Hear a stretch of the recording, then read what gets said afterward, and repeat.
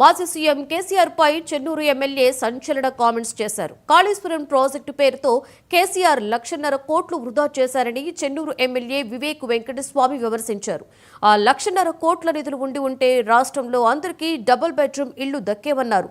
కేసీఆర్ 100 పడకల farm house, ఆయన కొడుకు కూతురుకి చెరో ఫామ్ హౌస్ ను కట్టించారని అన్నారు. 7 లక్షల కోట్ల రూపాయలు అప్పులు చేసి రాష్ట్రాన్ని కేసీఆర్ దివాలా కాంగ్రెస్ ప్రభుత్వం వచ్చిన తరువాత అర్హులైన ప్రతి ఒక్కరికి కూడా ఇందిరమ్మ ఇళ్లు ఇస్తుంది అన్నారు. చెన్నూరు నియోజకవర్గంలోని ప్రతి గ్రామంలో 50 లక్షలతో అభివృద్ధి పనులు చేస్తున్నామన్నారు.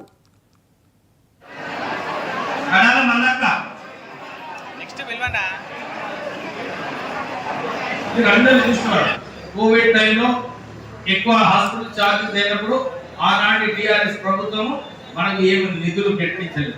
5 లక్షలు కూడా నిధులు కేటాయించారు. కానీ రాష్ట్ర ప్రభుత్వం కాంగ్రెస్ ప్రభుత్వం వచ్చిన తర్వాత 10 లక్షల రూపాయలు మనకు రాజీవ్ ఆరోగ్యశ్రీ స్కీమ్ ద్వారా ఇవ్వడం జరిగింది.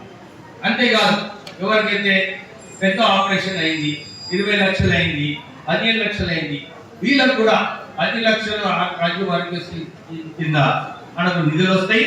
తర్వాత సీఎం రిలీఫ్ ఫండ్ దాంట్లో కూడా మనకు నిధులు వచ్చే అవకాశం ఉన్నది. నేను సీఎంకి రాస్తున్నాను.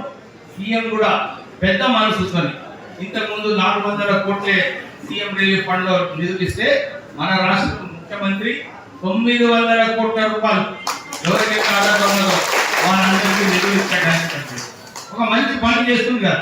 అంటే బీద ప్రజలు వాళ్ళకు విద్య గురించి కష్టం ఉండదు, వైద్యం గురించి కష్టం ఉండదు అని చెప్పి ఈ కార్యక్రమాలు తీసుకోవడం. మనకు ఇల్లు ఇస్తున్నారు, మనకు గ్యాస్ ఫ్రీ ఇస్తున్నారు, ఎలక్ట్రిసిటీ 200 యూనిట్లు ఇస్తుంది కాంగ్రెస్ ప్రభుత్వం. ఇప్పుడు మనకు విద్య వైద్యంలో కూడా మనకు చేయిస్తున్నారు.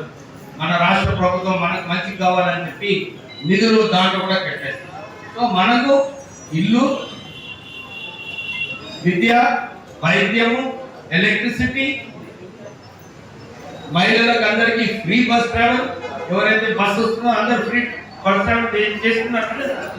సో మీరందరూ కూడా ఈ విషయాలు గుర్తుపెట్టుకోండి. రాష్ట్ర ప్రభుత్వం మనందరికీ మన కోసం పనిచేస్తుంది.